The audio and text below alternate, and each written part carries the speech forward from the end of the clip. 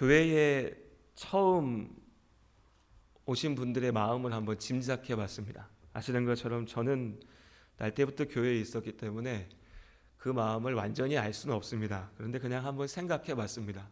내가 하나님을 알지 못하고 믿지 않고 지금도 믿지 않은데 그래도 이러저러한 이유로 상황 때문에 남편이 아내가 친구가 지인이 가자 해서 교회를 가봤다. 그럼 어떤 마음일까라고 생각해 봤습니다.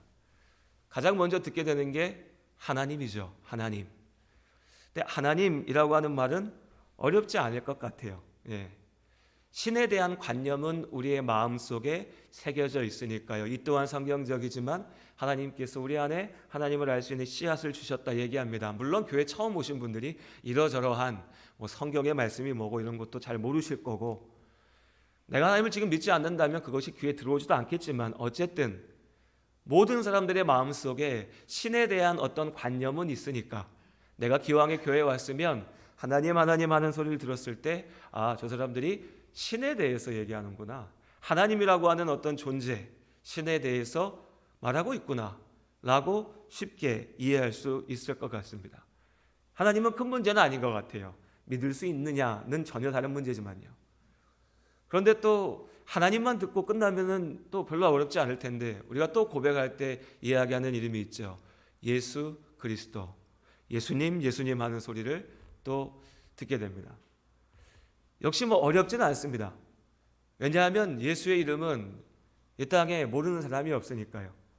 훌륭한 분, 위대하신 분, 사랑을 이루신 분, 누군가는 4대 성인 중에 한 명이라고 하고 아이들이 배우는 교과서에도 그 이름이 실려 있으니 예수라고 하는 사람이 있었다. 그리고 교회 다니는 사람들은 그 예수를 믿는다라고 하는 것은 사실 다 알고 있습니다. 그러니 내가 어떤 상황이든지 교회에 왔으면 그래, 예수에 대해서 뭔가 얘기하겠지. 교회 다니는 사람들은 예수 믿는다고 하는 거니까 예수님 예수님 하겠지라고 하는 것 역시도 어렵지 않게 받아들일 수 있을 겁니다. 여기서 한 가지 조금 어려워지는 건 뭐냐면, 그런데 그 하나님과 예수님이 아버지와 아들이라고 해요. 그럴 수 있겠죠. 그러면 나는 교회 다니는 사람들은 한 분 하나님만 믿는 줄 알았는데 하나님이 2명인가? 이렇게 생각할 수도 있을 겁니다. 그런데 또 그 성부 하나님과 성자 예수께서 한 분이시라고 얘기합니다. 아버지와 아들이 구분되지만 또한 한 분이시다. 예수 그리스도께서 참 사람이시고 참 하나님이시다 라고 하는 교회의 신앙 고백. 사실 익숙한 우리들에게는 어디 가서든 어떤 교회 가서 예배드려도 당연하게 듣고 이해하는 말씀이지만 교회 처음 오신 분들에게는 좀 어려울 수 있는 말씀입니다. 그러나 이것도 어쨌든 하나님이라고 하는 표현, 예수님이라고 하는 표현 자체는 익숙하니까 그런가 보다, 아버지와 아들이신데 또 한 분 하나님이시라고 잘 이해는 안 가지만 그래도 그렇게 믿을 수 있을 겁니다. 그런데 여기 이제 마지막 난관이 남아있죠. 성령님이요. 성령 하나님. 어렵습니다. 일단 무엇이 어렵냐면 우리가 느낄 수 없는 존재이기 때문에 어렵습니다. 하나님은 신에 대한 관념이 우리 안에 있기 때문에 막연하지만 신, 세상을 만드신 분, 세상의 주인, 초월적인 어떤 분, 그렇게 생각할 수 있습니다. 예수 그리스도에 대해서는 역사 속에 우리와 동일하게 오셨던 분이시기에 그분이 하나님의 아들이시고 하나님이시냐라고 하는 것에 대해서는 믿음에 따라서 다르게 고백할 수 있으나 예수 그리스도 그 존재 자체는 이해할 수 있습니다. 그런데 성령, 하나님의 영이시고 또한 성경에 예수 그리스도의 영이라고도 하시고 예수께서 보내셨고 또 하나님께서 보내셨다 얘기하는 성령, 하나님에 대해서는 이해하기가 어렵습니다. 보고 듣고 만지고 느껴서 알 수 있는 분이 아니기에, 우리의 감각으로 알 수 있는 존재가 아니기에 막연합니다. 머리로 생각해서 이해하기가 어렵기 때문에 또한 어렵죠. 더군다나 성부와 성자와 성령 삼위로 함께 하시는 하나님, 삼위로 계시나 한 분이신 하나님에 대한 고백, 삼위일체의 믿음은 사실 긴 시간 동안 신앙생활하는 우리에게 여전히 믿음의 신비로 남겨 있습니다. 이 시간에 삼위일체까지 이야기를 하면 너무 복잡해지겠죠. 다만 우리는 믿음으로 고백합니다. 성경에서 우리에게 알리신 대로 하나님께서 삼위일체 하나님으로 계시다는 것을요. 그런데 이렇게 성령에 대하여서 우리가 경험하여서 혹은 느껴서 혹은 생각하여서 이해하는 게 어렵다 보니까 이 성령에 대해서 여러 가지 온갖 오해들도 생기게 됩니다. 제자들도 마찬가지였습니다. 사도행전 1장 4절의 말씀에 보면 예수님께서 제자들에게 내가 너희에게 약속하신 성령, 내가 너희에게 보낼 그 성령을 기다리라고 명령하십니다. 이 말씀이, 이 약속이 무슨 뜻인지 제자들은 이해되지 않았습니다. 그러니까 우리가 성령을 다 이해하지 못한다고 해서 주눅 들거나 왜 나는 모르지라고 생각할 이유는 없습니다. 제자들도 마찬가지였어요. 예수님 곁에서 3년을 따라다니면서도 예수님의 말씀을 온전히 다 알지 못하고 이해하지 못했던 제자들이니 우리와 마찬가지로 보이지도 않고 느껴지지도 않고 내가 아직까지 다 경험해보지 못한 성령에 대해서는 당연히 알 수가 없죠. 막막했습니다. 그러니 하늘만 쳐다보고 있었죠. 그러나 이 제자들 가운데는 믿음이 있었습니다. 예수께서 약속하신 대로 이루실 것이라는 믿음이요. 다 알지 못하고 다 이해하지 못해도 심지어는 지금 나에게 아직 다 이루어지지 않았더라도 기다릴 수 있는 힘이 바로 이 믿음에 있죠. 약속하신 대로 부활하신 주님을 보았고 그분을 만졌고 함께 먹었고 그분과 40일 동안을 경험하였으니 아무것도 알지 못하지만 오실 성령을 기다릴 수 있었습니다. 이 제자들은 예수님을 믿었으니까요. 믿음으로 기다릴 때 예수께서 약속하셨으니 그 약속이 이루어질 때 우리가 알게 될 것이다. 이 마음으로 제자들은 다락방에 모여서 함께 기도했습니다. 그리고 사도행전 2장의 말씀, 우리가 잘 알고 있는 익숙한 말씀입니다. 오순절이 이르렀습니다. 오순절은 유대인들의 명절입니다. 유대인들의 큰 명절을 세 가지를 얘기하는데 유월절과 오순절과 초막절 혹은 장막절이라고 부르는 명절이죠. 유월절은 우리가 이미 잘 알고 있습니다. 유월절은 이스라엘 하나님께서 이집트의 노예였던 자리에서 구원하심을 기억하기 위하여 어린 양을 잡아 하나님 앞에 드리는 절기였죠. 그리고 예수께서 십자가에 달려 죽으심으로 그 유월절의 온전한 의미를 이루셨습니다. 오순절은 그 유월절로부터 50일이 지나서 지키는 보리를 추수하는 날, 결실을 맺는 날이었습니다. 그 오순절 하나님의 명령대로 각지에 흩어져 있었던 이스라엘 사람들이 예루살렘에 모여서 하나님 앞에 예배드리고 있었죠. 그때 제자들이 기도하던 그 자리, 그 방에 성령이 임하였습니다. 오늘 2절과 4절 말씀에 이 모습을 말로 그려내고 있는 표현이 있습니다. 우리 같이 한번 읽어보겠습니다. 2장 2절과 3절 말씀 함께 읽겠습니다. 호련히 하늘로부터 급하고 강한 바람 같은 소리가 있어 그들이 앉은 온 집에 가득하며 마치 불의 혀처럼 갈라지는 것들이 그들에게 보여 각 사람 위에 하나씩 임하여 있더니 갑자기 하늘에서 큰 소리가 들렸습니다. 그런데 이 표현 자체도 신비하죠. 급하고 강한 바람 같은 소리. 여러분 이게 머리에 그려지십니까? 아니면 어떤 소리로 들리신가요?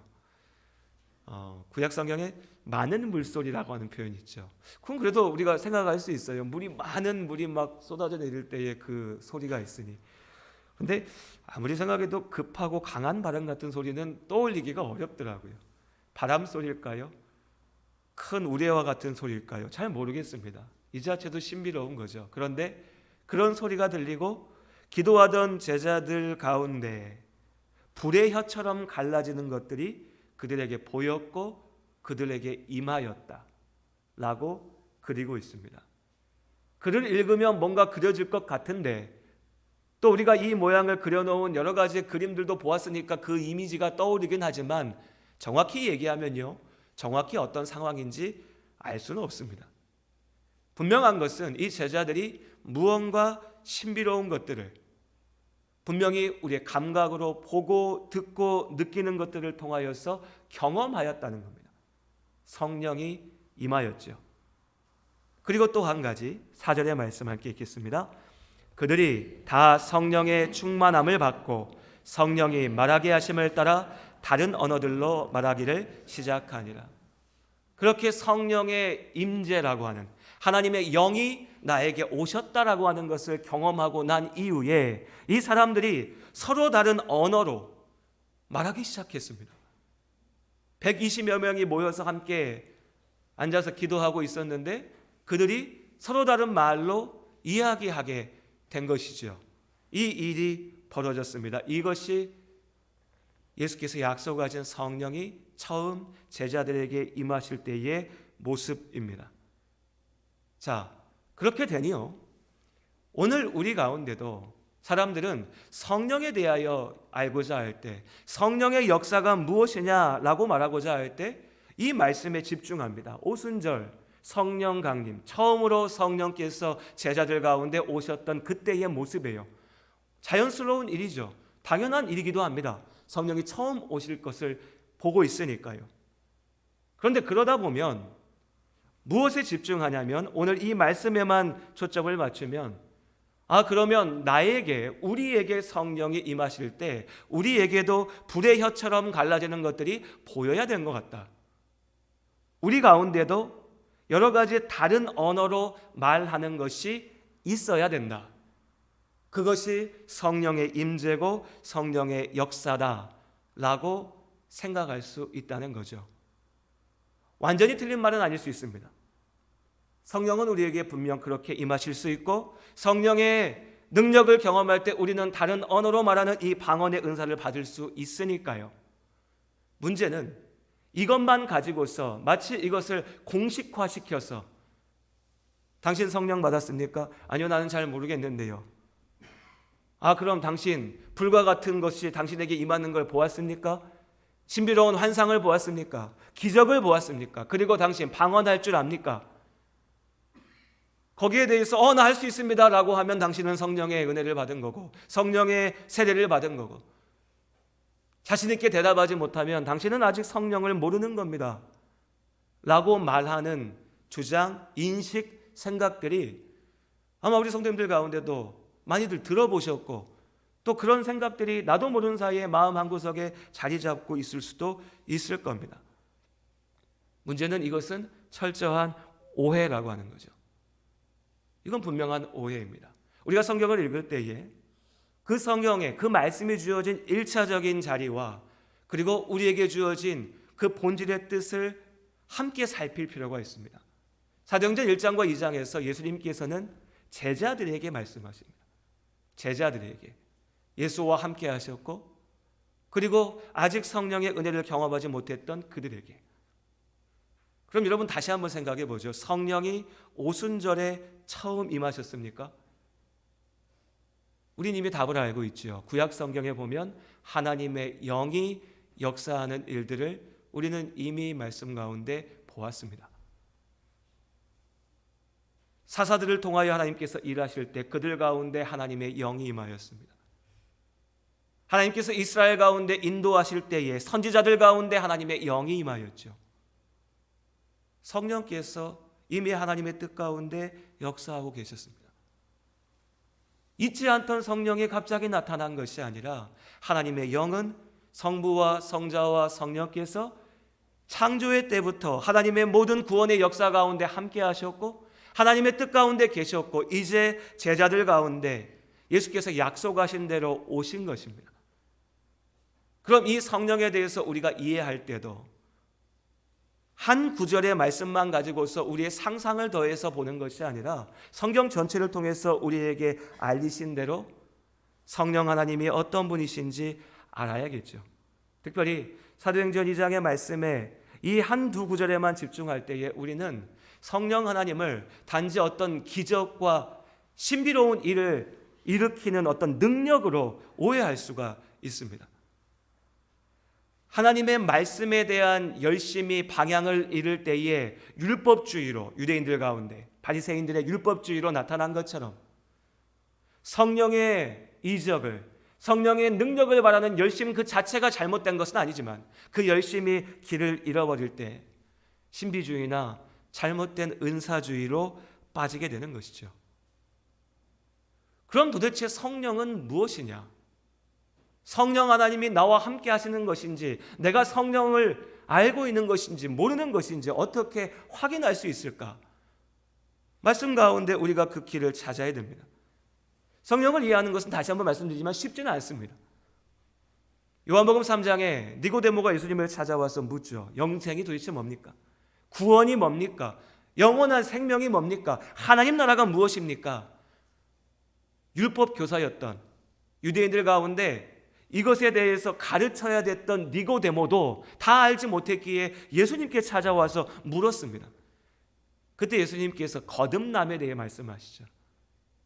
거듭남, 구원받은 자는 거듭나는 것이고, 거듭난다라고 하는 그 거듭남이 하나님 나라 가운데 있는 구원의 영원한 생명의 본질임을 말씀하셨습니다. 그러면서 요한복음 3장 8절에 바람이 임으로 불매, 네가 그 소리는 들어도 어디로 와서 어디로 가는지 알지 못하나니 성령으로 난 사람도 그러하니라. 성령의 역사와 성령의 일하심, 거듭남에 대해서 말씀하시면서 바람을 비유로 드시죠. 잘 아시는 말씀일 겁니다. 우리는 바람을 느낍니다. 바람의 결과를 보지요. 거센 바람이 만들어낸 여러 가지 모습들을 알 수 있습니다. 하지만 그 바람이 어떻게 시작하는지는 다 알지 못합니다. 이해할 수 없는 모양들, 상황들이지요. 성령의 역사하심도 마찬가지라는 겁니다. 우리가 다 이해할 수 없으나 그 성령의 결과, 열매, 역사를 통하여서 성령 하나님이 지금 함께 하심을 분명히 알 수 있다는 거죠. 그러면 이런 의문이 드실 수 있어요. 아니 목사님, 기적, 신비로운 거, 은사 이것만 가지고 성령을 얘기하면 안 된다고 말해놓고 성령을 알려면 성령의 열매를 봐야 된다라고 얘기하면 그게 그 말 아닙니까? 라고 생각하실 수 있습니다. 우린 분명히 고백합니다. 하나님께서 오늘 이 시간에도 바다를 가르시고 죽은 자를 살리시고 병든 자를 고치시는 놀라운 능력으로 일하실 수 있음을 믿습니다. 성령 하나님께서 우리 가운데 역사하심을 믿습니다. 성경 가운데 하나님께서 약속하신 모든 은사가 오늘날 이 순간에도 이루어집니다. 하나님께서 그렇게 역사하실 수 있으니까요. 다만 분명하게 말씀드리는 것은 그 신비로움과 그 기적과 그 놀라운 일들이 성령 하나님의 임재를 온전하게 드러내는 표는 될 수 없다는 겁니다. 무슨 얘기냐? 성령의 역사 가운데 놀라움이 있을 수 있으나 기적이 있다 해서 다 성령의 역사는 아니라는 것이죠. 예수께서도 말씀하십니다. 거짓 교사와 거짓 선생들도 이적을 행할 수 있다. 너희가 그것을 분별하라고 말씀하셨죠. 그러니 우리는 성령의 일하심에 대해서 내가 보지 못했던 기적이 일어났어. 그러니까 저건 성령의 역사일 거야. 누군가가 얘기하는데 병든 사람이 고쳐졌대. 그러니까 저건 놀라운 기적이야. 저기에 하나님이 계시는 거야. 라고 섣부르게 장담하고 확신할 때에 길을 잃을 수 있다는 겁니다. 그리고 하나님께서는 우리에게 보다 분명한 기준을 주셨습니다. 보다 확실한 기준을 주셨죠. 그것은 다른 게 아니라 우리의 믿음입니다. 내가 살아있는 것을 알 수 있는 분명한 기준은 내가 숨쉬고 있다는 거죠. 내가 숨쉬고 있기에 우리는 내 몸이 살아있고 내가 움직이고 있는 것을 압니다. 성령 얘기하면 움츠러주는 분들이 계십니다. 나는 기적을 보지 못했는데, 내가 기도한다고 병든 사람이 낫지 않는데, 나는 다른 어떤 사람들이 하는 것처럼 방언의 말로 알아듣기 어렵지만 이상한 소리들로 기도하지 못하는데, 나는 누구처럼 뛰면서 찬양하면서 소리 높여서 신비로운 일들을 해보지 못했고 경험하지 못했는데 그런 나에게는 성령이 없으신가? 나는 성령을 알지 못하는가? 라고 생각하는 거죠. 그런데 여러분, 질문을 바꿔야 되는 겁니다. 나는 예수 그리스도를 믿는가? 나는 예수 그리스도의 십자가의 복음을 믿는가? 예수님께서 나의 죄를 대신하여서 십자가에서 죽으셨음을 믿는가? 주님께서 죽음을 이기고 부활하셨기에 하나님의 나라가 나의 것임을 내가 믿고 있는가?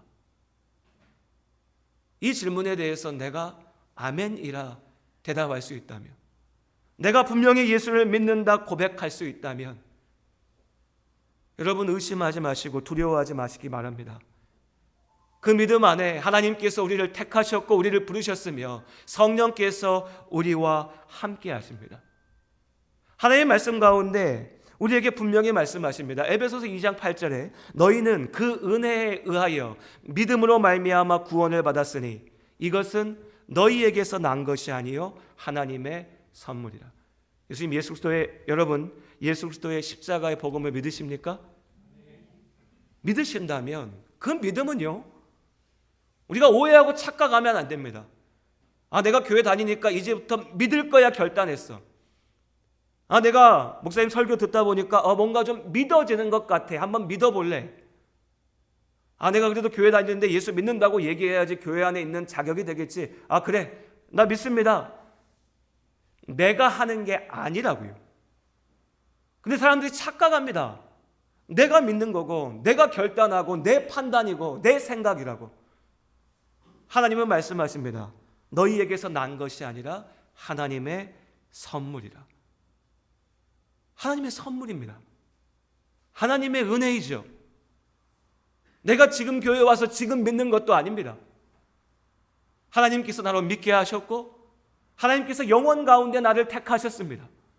하나님의 나라가 내 안에 있는 것이죠. 예수께서 이 땅에 오셔서 우리의 구원을 이루셨으나 떠나시면서 약속하신 대로 이제 성령께서 우리에게 오셔서 진리의 영이신 하나님의 영이신 성령께서 우리에게 오셔서 하시는 일은 무엇이냐면 예수 그리스도의 그 말씀을 알게 하시고 기억하게 하시고 그 말씀의 능력으로 이루게 하시고 우리를 구원하시는 겁니다. 예수 그리스도의 십자가의 복음을 믿는 우리 모든 성도님들, 하나님의 나라가 여러분의 것임을 또한 믿습니다. 우린 구원을 얻었습니다. 예수를 믿음으로. 그 믿음이 있기에 우리는 담대하게 고백할 수 있습니다. 성령 하나님께서 우리 안에 함께 하십니다. 요한복음 6장 44절에 나를 보내신 아버지께서 이끌지 아니하시면 아무라도 내게 올 수 없다 라고 하십니다. 아무라도 내게 올 수 없다.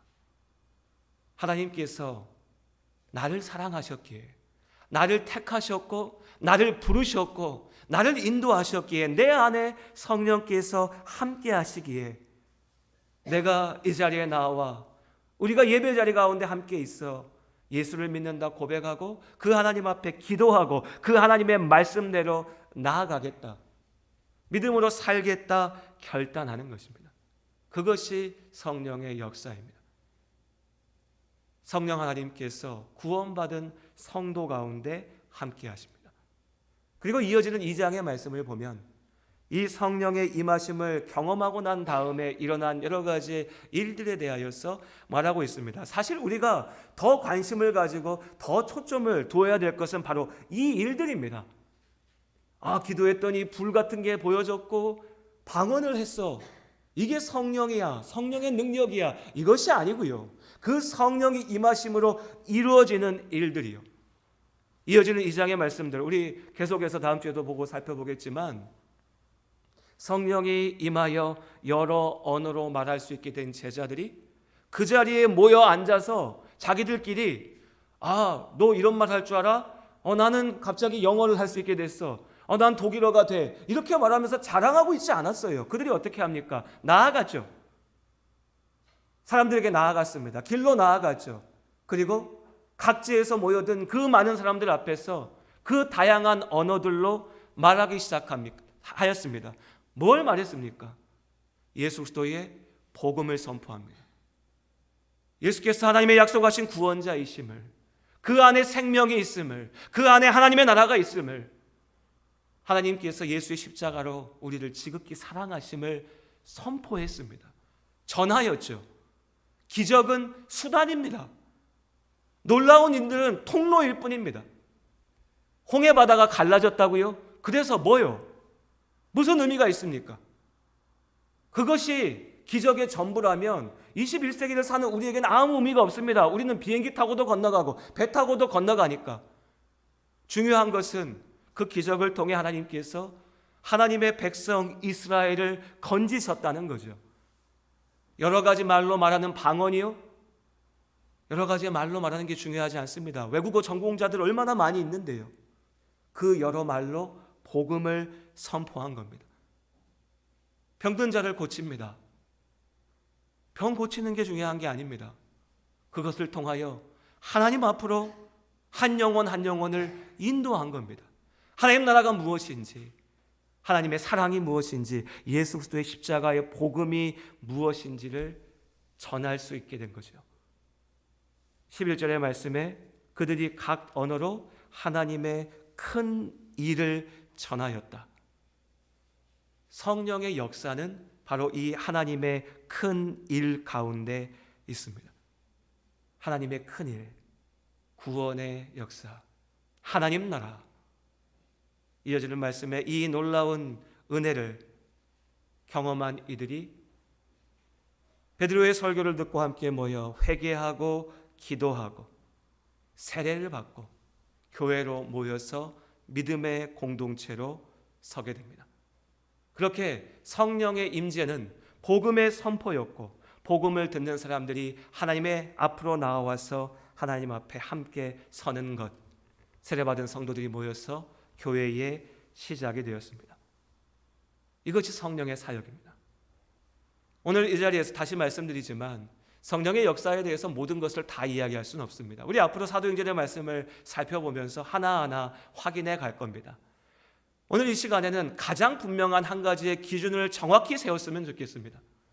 내가 예수 그리스도의 십자가의 복음을 믿는가?